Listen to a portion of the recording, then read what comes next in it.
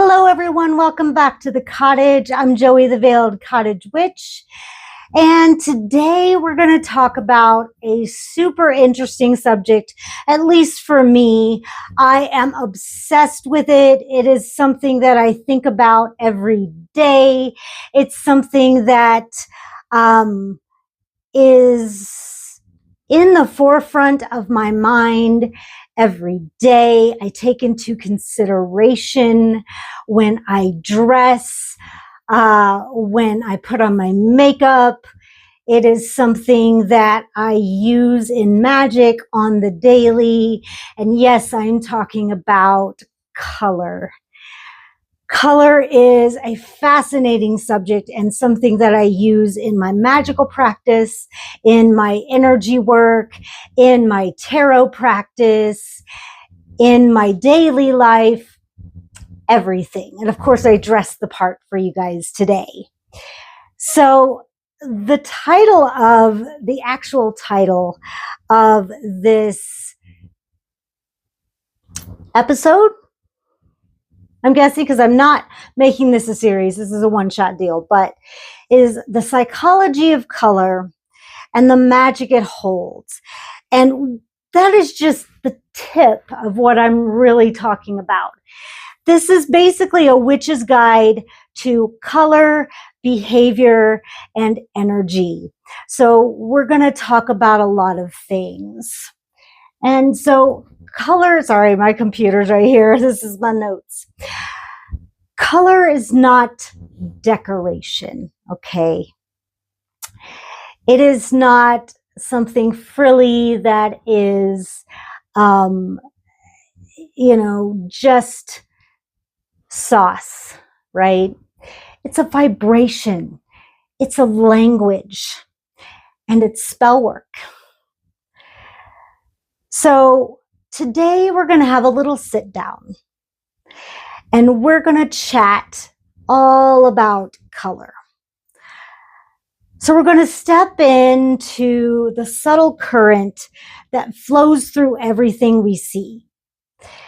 So color is light, and light is made of wavelengths, of vibrations. And so they're constantly moving. Color really doesn't exist. It's just what we are seeing as a vibration from the sun that reflects. So color really doesn't exist, but it's only what we see through light. Isn't that crazy? When I found that out, I was like, what?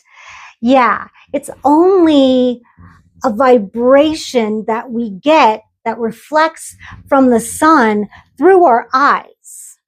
So it really only exists in our mind and through our eyes. That's crazy. That's why people see colors differently. So that whole thing about the gold and blue dress, who gives a shit, right? Because we all see colors differently because we are all different. So fascinating, fascinating.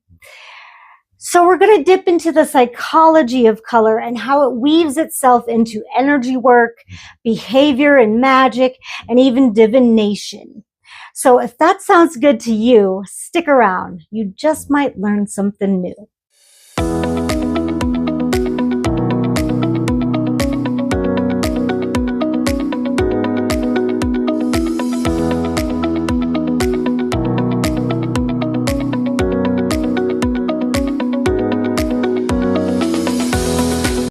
So color speaks directly to the subconscious.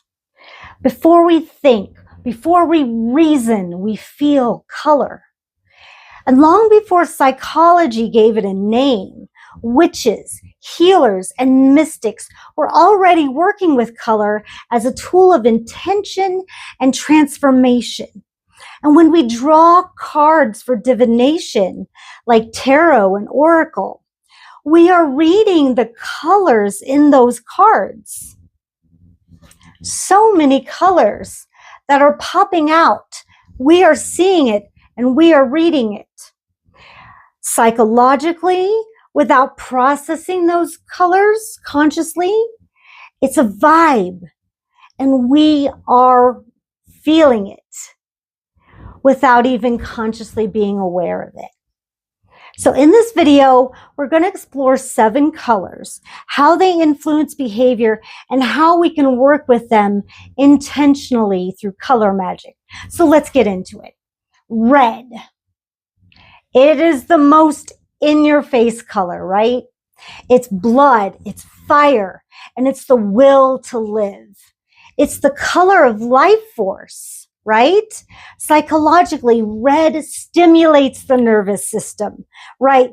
We always talk about when we get angry, we see red, right? Because it increases your heart rate.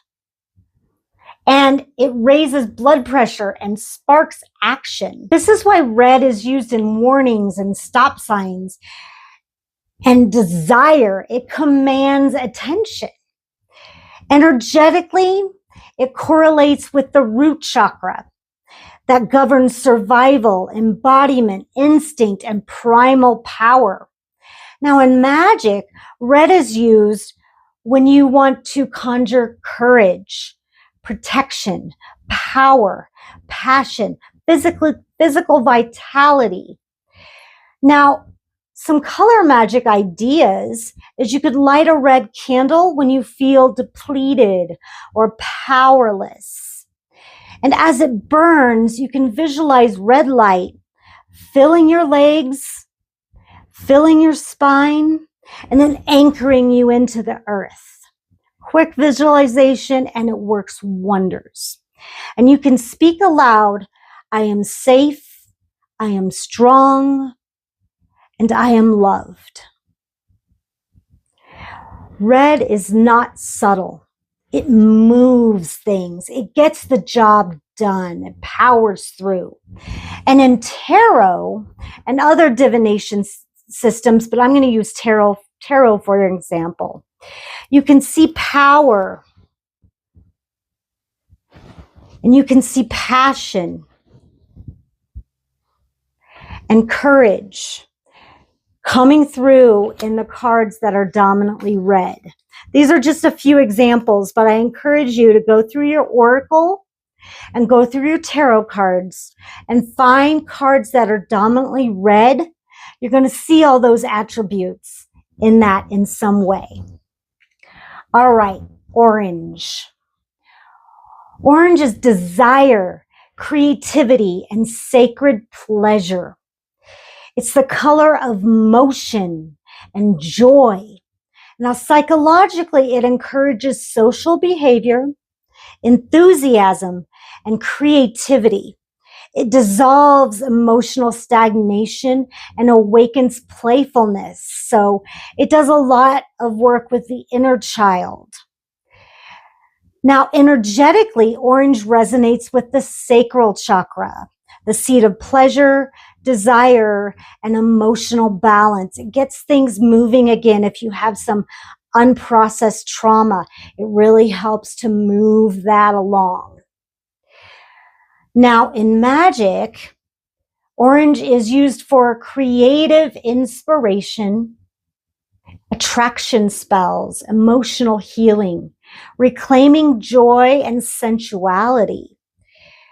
And you can wear orange when creating art, dancing, or doing self-love rituals. Now, in spell work, you can write your intention on orange construction paper, especially spells involving creativity or attraction, and place it beneath an orange candle. Orange reminds us that pleasure isn't frivolous, it is sacred fuel. It gets that fire going. Where it started in the root chakra, now it's starting to move. Now in tarot and other divination systems, you can see creativity, enthusiasm, and ambition coming through the cards that are dominantly orange. Right? Okay. On to yellow. Yellow is willpower, intellect, and inner fire. It's the color of clarity and confidence. Now, psychologically, it stimulates the mind, increases focus, and enhances learning. Now, too much can create anxiety, but used wisely, it sharpens perception. Energetically, yellow aligns with the solar plexus chakra, the seat of self. This is your center of will and self-trust. Now in magic, yellow supports confidence, manifestation, learning and decision-making, personal power, and will. Now in color magic, you can use a yellow candle when setting intentions or working on manifestation spells. Visualize golden light radiating from your solar plexus right above your belly button, expanding outwards as you say, I trust myself, I choose my path. So powerful. Now, yellow teaches us that confidence is an energetic posture, not arrogance. I think a lot of people have trouble with confidence because they feel like it bleeds over into arrogance, but no. Self-confidence is knowing that you can be yourself unapologetically. So don't get it twisted into something that is arrogant, because that's just not true. Being yourself isn't arrogant. It's being who you are. Okay. So in cards that are dominantly yellow, you can really see the willpower. Think about the Chariot.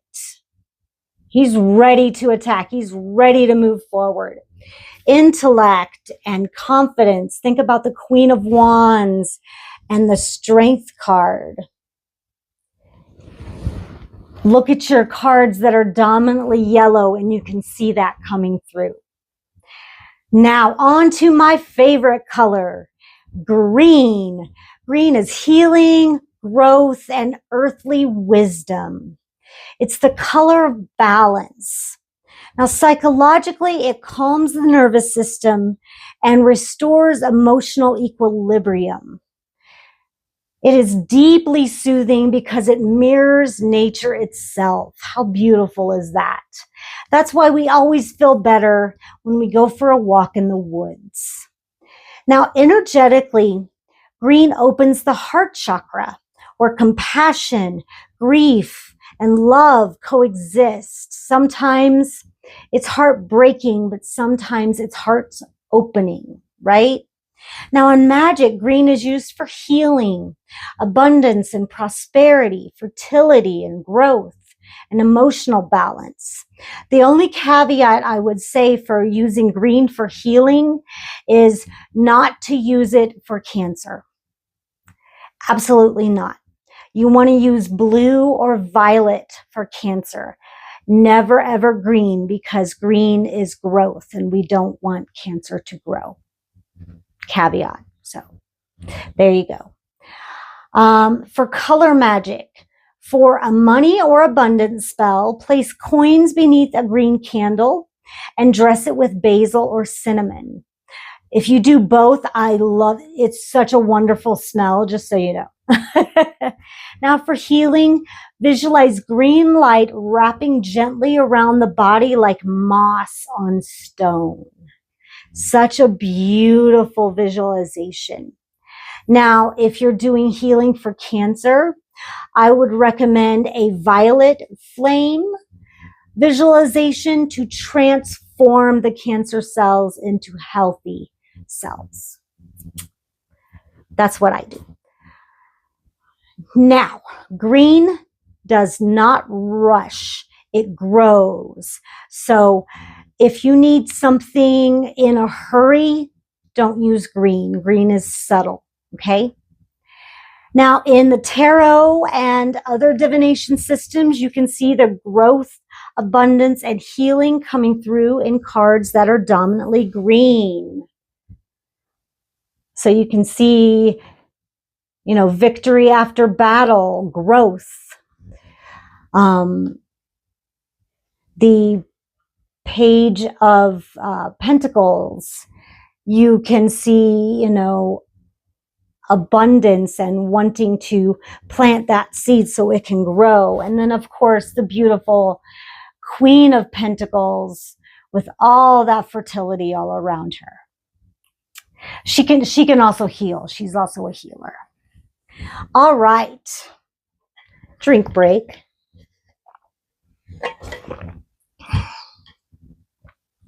On to blue. Blue is stillness, truth, and sacred speech.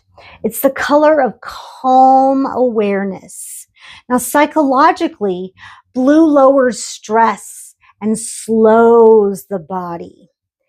It promotes trust, honesty, and introspection. Now, energetically, blue resonates with the throat chakra, the bridge between the inner truth and the spoken word. There's a big gap because a lot of times our inner truth and what we say are not always the same, right? Unfortunately, sometimes it gets stuck, right?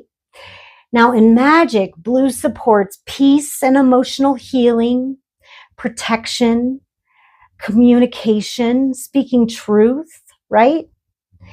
Now, as an example, you can use blue candle before difficult conversations or ritual speeches. Like if you have to recite a poem, I have to recite a poem this weekend and do a skit.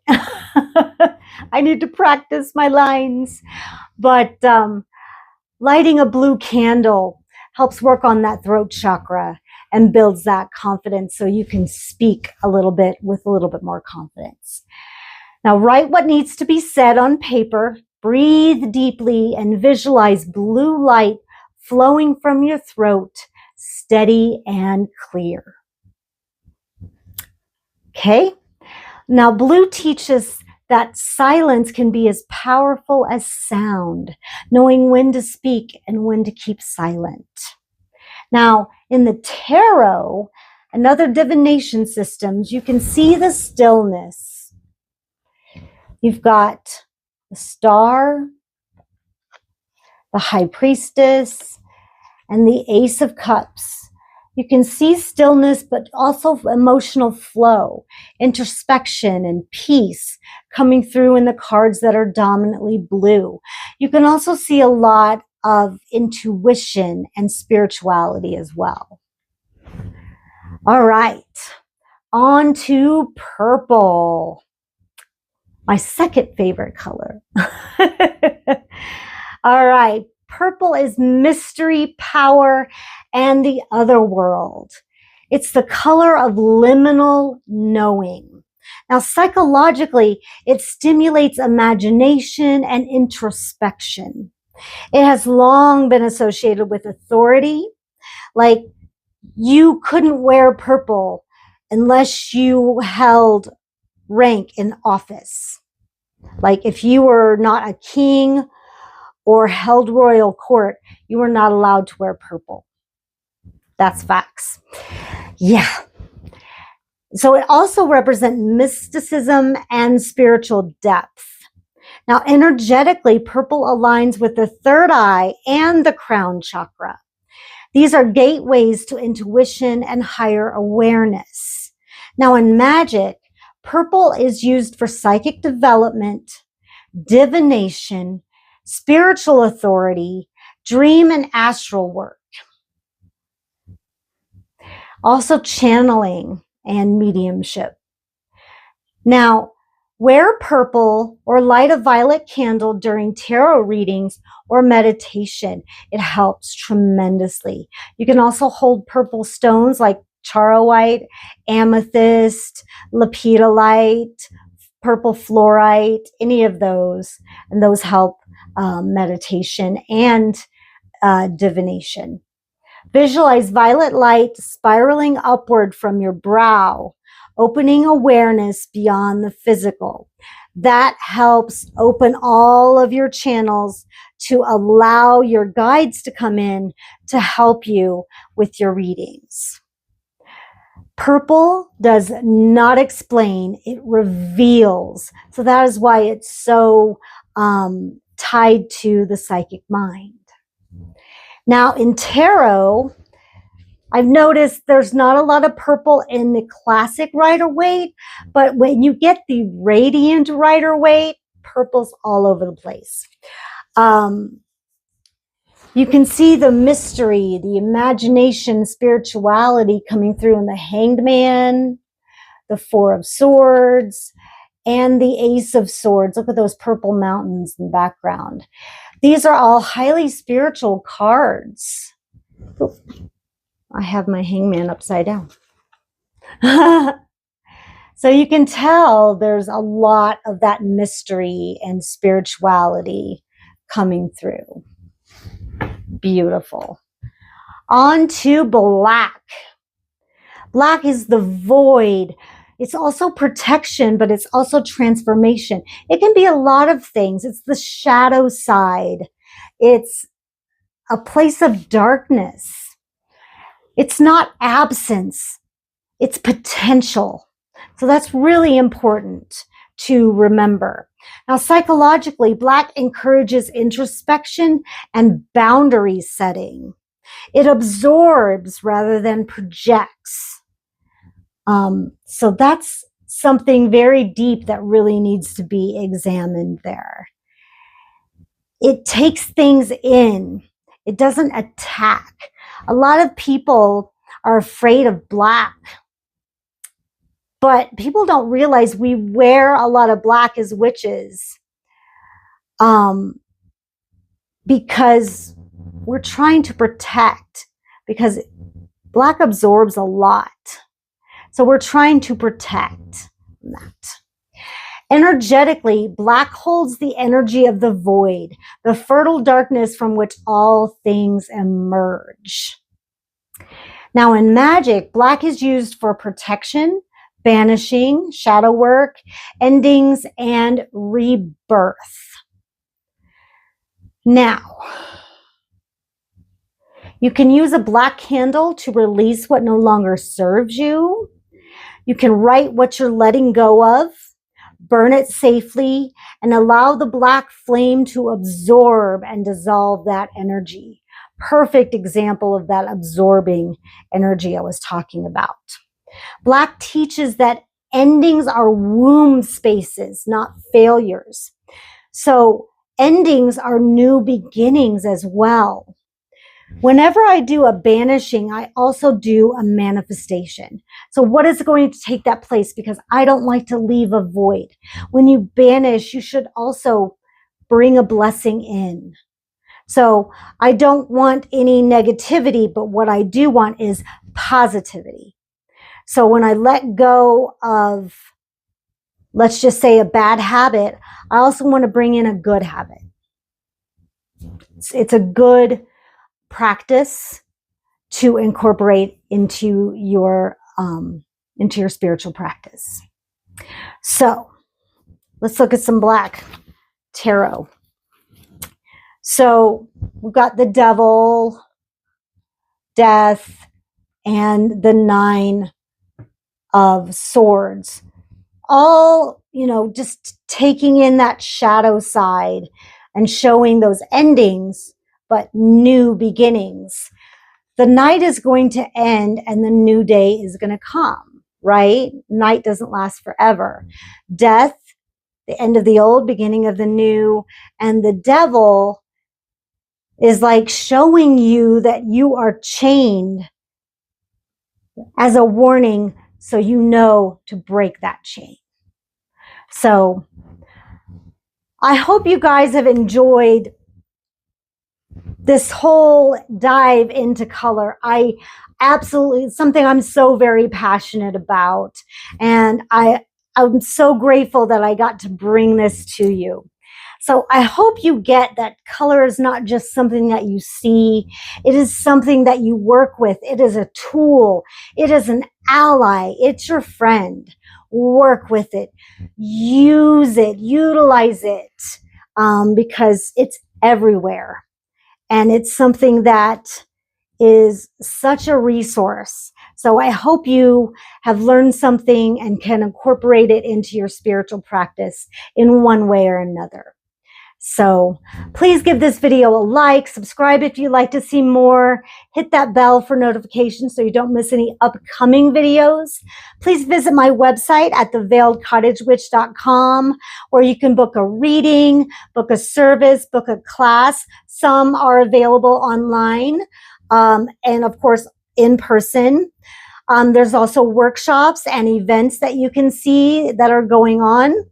You can also shop my online store where I sell holistic healing products and ritual and spell aids. Just remember at checkout to punch in the code word, all caps veiled, to get your free shipping. That's a gift from me to you just for making it to the end of this video.